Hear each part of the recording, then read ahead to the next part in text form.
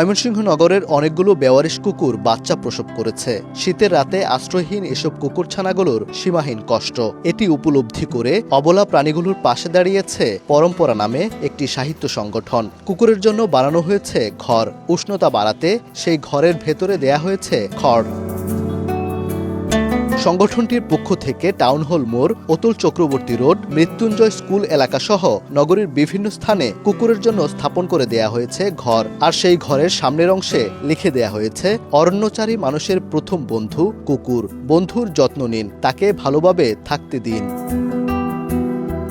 উদ্যোক্তারা জানান, রাতে শহরের সবকিছুই থাকে তালাবদ্ধ। বেওয়ারিশ কুকুরগুলো রাত পাহারা দিলেও একটু আশ্রয় না থাকায় শান্তিতে ঘুমোতে পারে না। এই শীতে কুকুর ছানাগুলো থাকে মৃত্যু ঝুঁকিতে। এসব নানা দিক চিন্তা করেই কুকুরের ঘর স্থাপনের এই উদ্যোগ। তো এই বাড়ি ফেরার মধ্যে বা সময় মনে হয় যে অসংখ্য কুকুর, তার তো বাড়ি নাই, সে তো বেওয়ারিশ, সে রাস্তায় থাকে, সে কারো বারান্দার তলে ঠাঁই খোঁজে।